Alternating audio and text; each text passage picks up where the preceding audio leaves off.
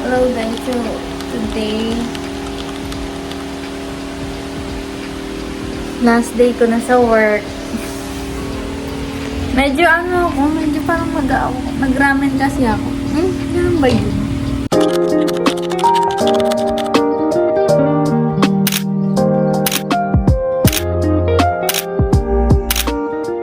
Mamaya na lang po. So sad. Pero alam ko mamimiss nila ako. Joke lang. Ilang months ba ako doon? Hindi ko alam kung masasabi kong pioneer ako since bagong bukas lang ng Forest Cafe. Ang arte! Hindi ko alam kung pioneer tawag sa akin na. Basta saling kit-kit lang ako kasi nag-apply ako siguro 4 days before. Tapos di sila nagre-reply talaga sa akin sa email. Hindi, kinulit ko ng kinulit. Send ako ng send, ganyan-ganyan. Kung ano-ano nilagay ko. Nilagay ko sa subject bar, position, times position, ganun-ganto. Eh di ayan, na siguro, desperado na sila. Ang dami din kasi atang umalis ng training. Bali siguro mga last week ng October, ganun. Mga October 24 or 25. Interview ko, bumabago pa nun. Ang basa ko pa na Forest Cafe. Alam ko lang Forest Cafe. Yun na sa Guyong. Kaya doon ako sa Guyong. Pero sa Arena pala dapat. Si Bakla din nagbabasa. Kakagising ko lang kasi noon. Bagyo nga. May bagyo nga. Ano oras kayo magigising noon? 2 p.m. Ay ano lang oras na nak. 12 na. Eh di for dagalad ako. Yan. Siyempre kawado si Bakla. Yung sasabihin ko. Lolo. Wala akong work experience. Yung sa McDo, hindi ko pwedeng ilagay kasi nag-immediate resign ako. Ayun, pagdating ko sa Forest Guyong, si Ma'am Ninya yung nag-interview sa akin. Galing din siyang McDonald's, Santa Clara. Siguro, di ko na siya naabutan kasi nag-resign na siguro siya 1 year ago. Ganun nung interview ko. Pero naging kabat niya sila Ate J.A., sila Ate Jira, ganun. Tapos, yan na. Interview na. Feel ko nga na-bash ako ni Ma'am Elaine dun eh. Kasi dun ako pumunta sa Guyong. Walang choice ni Ma'am Elaine niya. Dun na ako yung interview. Ba yung laki ng mukha ko. Kasi yun, next day, orientation, dun na talaga sa arena, nagpakatid ako. Si Madam CK pa yung nakasalubong ko ng araw ko. Si Madam CK pa yung assist sa akin kasi nandun siya sa labas with Daddy. Sila sa labas ni Daddy. Di ako, di ko alam saan papasok kasi nakababa pa yung roll-up and ganyan.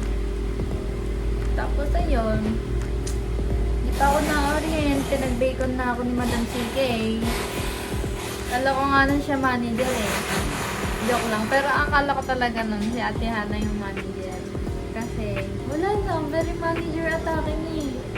Very siya, tintig siya eh. Hindi ko naman alam na kami, magka-team kami. Yun. At lang sila nun, siguro 5. Si Kim, si Mang Siki, si Ate Hana, si Burdoy, si Chef Ken, kala ko. Siya yung gumagawa doon kasi si Bakla naka-short lang tapos at pinakilala head chef. Di wow! Very clap ka doon na. So yun. Doon na sila Madam Brad. Hindi pa cover November. November, December, November, 8 months din ako. Regular na ako. Hindi na lang ako pasa ng mga asikasun kasi sayang lang sa oras. Maalis na ako. So, ayun. Siyempre, madami akong mga naging memories. Like, doon talaga ako natagtag. Doon talaga natagtag yung katawan ko.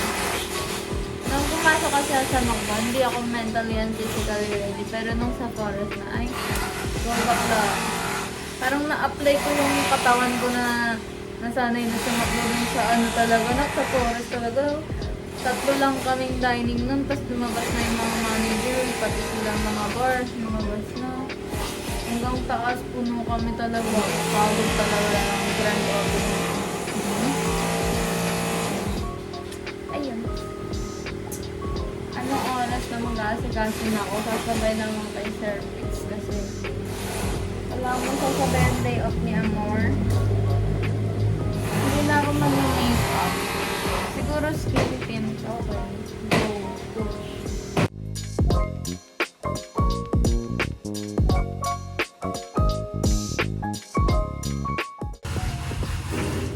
Sira yung ano.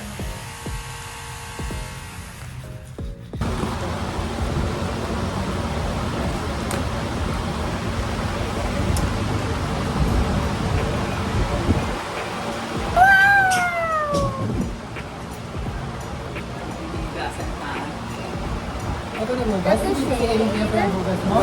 Dami ng hugas yun, nakakahiyan. Look at the shade na. Dami. I love it. Nasa taas. Taas.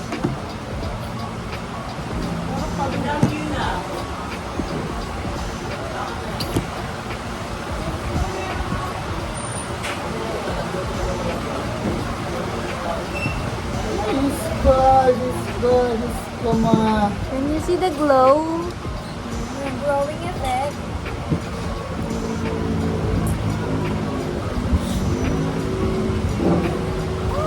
Butterscotch. Makeup look. Yep, that's me. You're probably wondering how I ended up in this situation. Ba do ba do ba do. Do ba do boo doo. A boo ba do ba do boo boo ba do. A do ba do ba do. Bye-bye, ba do ba do do do. Mama! A do ba do ba do. A do ba do ba do ba do ba do. Enjoy. A do ba do ba do. A do ba do.